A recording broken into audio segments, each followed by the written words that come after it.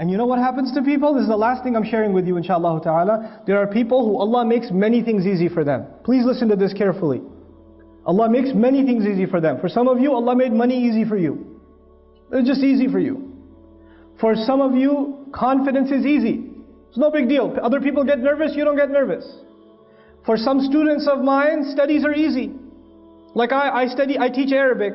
Some of my students, wallahi, I can tell Allah made Arabic easy for this one. And the other one, مَا خُلِقَ لِدِرَاسَةِ الْعَرَبِيَّةِ He wasn't made to study Arabic. He's the smartest guy in his field. He will be a PhD in physics. He can't do mudaf and mudaf ilayh. He can't do it. You know? He wasn't made for it. This is tough for him. Not everybody is the same. Now what happens is when people get used to success, Allah makes one thing easy, then He makes the next thing easy, and then makes the next thing easy, and the next thing easy.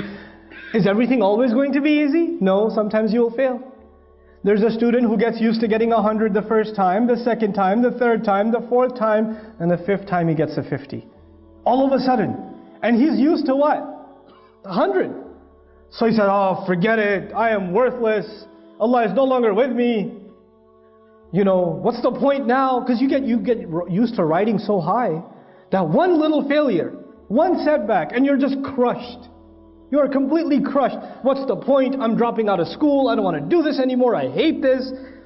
You know what? This is when you didn't remind yourself at every single success that success was a combination of two things. Your effort and Allah's help. Every single 100 you got before wasn't because it was easy. You put effort and Allah gave His barakah. You put effort and Allah gave His barakah. And this time when it doesn't happen, two things could be wrong. Number one, maybe you didn't put enough effort. And when you don't put enough effort, Allah does not give His barakah.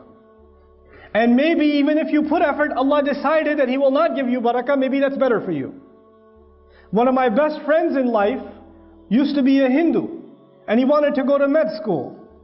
And he was a straight A student. Straight A's his entire life. Perfect scores. Highest scores in the SATs. Applied to med school, he was expecting a full scholarship. He got rejected. He was completely shattered. He ended up in a different university. He decided to do computer science instead. And he's still a Hindu. He's completely depressed.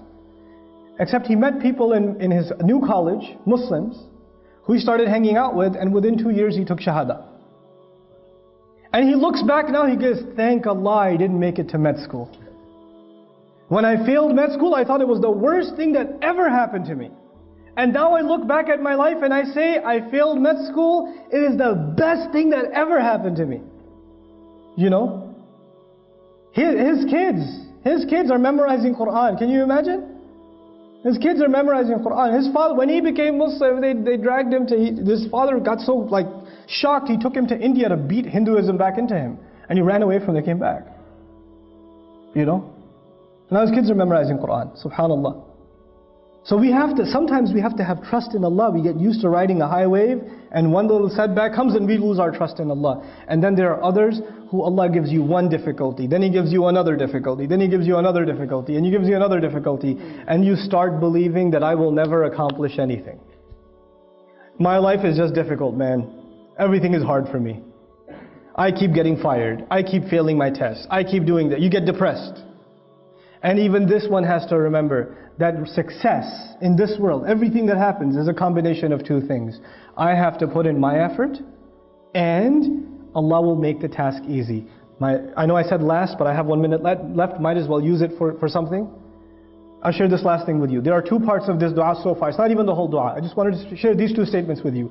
رَبِّ اشْرَحْ لِي صَدْرِي وَيَسِّرْ لِي أَمْرِي. There's a sir balaghi. There's a very beautiful eloquence to this statement.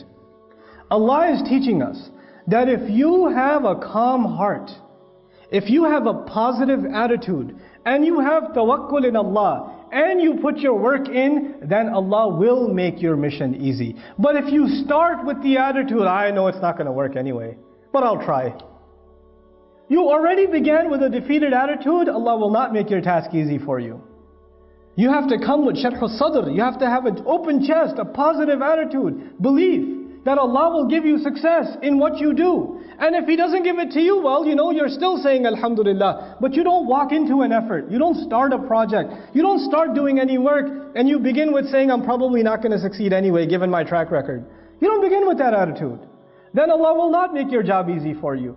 So if we have that good heart before Allah Azza wa Jal, Allah will make our task easy for us, subhanahu wa ta'ala. With that, I pray that Allah Azza wa Jal gives us all the ability to take advantage of the wisdom of the great prophets of Allah alayhimu salatu wasalam that is captured in their du'as. They said such few words, but they taught us so much of how to better our lives as believers and how to live our life successfully for Allah's deen and also make the best of this dunya. May Allah Azza wa Jal make us find the balance between this deen and this dunya as He intends it. And may Allah put all of us to the service of His beautiful deen and this ummah. Barakallahu li wa lakum fil Qur'an al-Hakim wa nafa'ani wa iyyakum bil ayati wa dhikri al-Hakim.